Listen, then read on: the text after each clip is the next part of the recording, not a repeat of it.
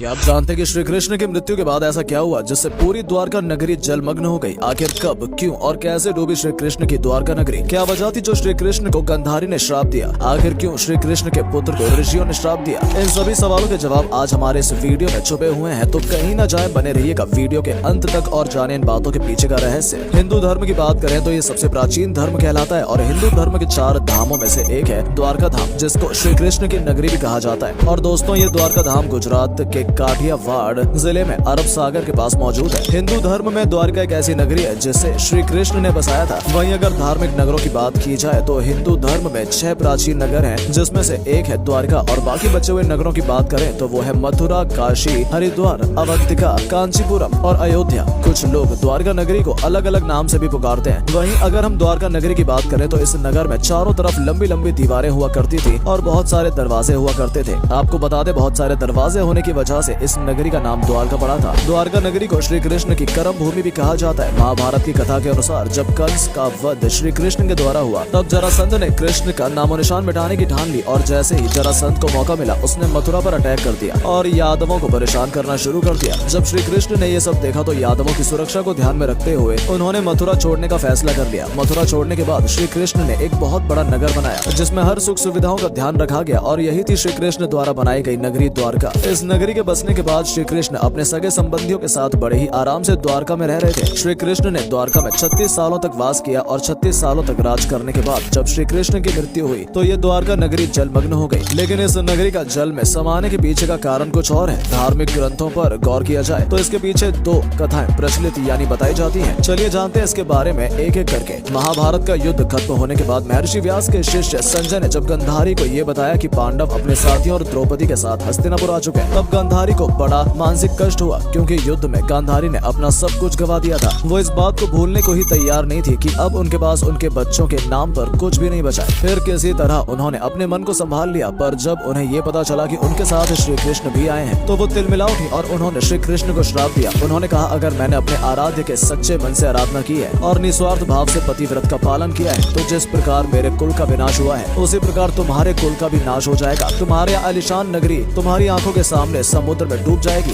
गांधारी के ये कहने के बाद श्री कृष्ण मुस्कुराए और बोले, माता, मुझे इसी आशीर्वाद की प्रतीक्षा थी, मैं आपके श्राप को स्वीकार करता हूँ। इसके बाद श्री कृष्ण द्वारका की ओर बढ़ गए। एक बार महर्षि विश्वामित्र और देवऋषि नारद अपने साथियों के साथ द्वारका नगरी पहुँचे। तब वहाँ श्री कृष्ण के पुत्र सांब ने अपने साथियों के संग मिलकर उनके साथ मजाक करने की सोची, जिसमें सांब ने एक औरत का भेष बना लिया और उन्होंने ऋषियों से कहा, यह स्त्री गर्भवती है, आप बताइए उसमें गर्भ से क्या उत्पन्न होगा? हम इसके गर्भ में पल रहे बच्चे को लेकर परेशान हैं, कृपया हमें बच्चे के बारे में कुछ बताइए। अब ऋषियों ने जब साधना की और ध्यान में लीन हो गए तो पाया कि यह औरत के भेष में श्री कृष्ण का पुत्र है। इस मजाक से क्रोधित होकर ऋषियों ने खुद को अपमानित महसूस किया और यदुवंशियों को श्राप दे दिया। उन्होंने कहा कि इस बालक के गर्भ में मूसल यानी शस्त्र या हथियार उत्पन्न होगा जो यदुवंशी कुल का विनाश करेगा। जब इस घटना का पता श्री कृष्ण को चला तो उन्होंने कहा, यह ऋषियों का दिया हुआ श्राप है जो कभी वापस नहीं जाता। और अगले ही दिन सांब ने एक मूसल को जन्म दिया। इस मूसल को राजा गुरसेन ने समुद्र में फेंकवा दिया। साथ ही श्री कृष्ण ने नगर में घोषणा करा दी कि जब अब कोई भी नगरवासी अब अपने घर की मदिरा यानी शराब नहीं बनाएगा, क्योंकि कृष्ण नहीं चाहते थे कि उनके कुल के लोग और संबंधी मदिरा के नशे में चूर होकर एक दूसरे के साथ गलत व्यवहार करें और एक दूसरे का नाश कर बैठे, क्योंकि ऋषियों की बात तो सच होनी ही थी। धार्मिक ग्रंथों के अनुसार महाभारत युद्ध के 36वें वर्ष में द्वारका नगरी में बहुत अपशगुन होने लगे थे। कान्हा ने सभी यदुवंशी पुरुषों को तीर्थ पर जाने के लिए कहा। इस पर सभी लोग द्वारका नगरी से तीर्थ के लिए निकल गए। प्रभास क्षेत्र में आने पर आराम करते वक्त किसी बात पर ये लोग आपस में भिड़ गए। ये बहसबाजी झगड़े में तब्दील हो गई। झगड़ा मारकाट में बदल गया और ऋषियों का श्राप इस रूप में सामने आया कि सांब ने जिस मूसल को उत्पन्न किया था उसके प्रभाव से क्षेत्र में खड़ी और घास को लड़ाई के दौरान जो भी उखड़ता वो घास मूसल में बदल जाती। ऐसा मूसल जिसका एक वार ही इंसान की जान प्राण लेने के लिए काफी था। इस लड़ाई में श्री कृष्ण के पुत्र प्रद्युम्न भी मारे गए। अपने पुत्र और सगे संबंधियों को मरता देखकर श्री कृष्ण ने क्रोध में वहाँ खड़ी एर का घास उखाड़ ली और हाथ में आते ही उस घास ने मूसल का रूप ले लिया। लड़ाई में जो लोग बच रहे थे जिन्होंने परिजनों को मारा था, श्री कृष्ण ने एक बार से उन सभी का वध कर दिया। अंत में सिर्फ श्री कृष्ण, उनके सारथी दारुक और बलराम बचे।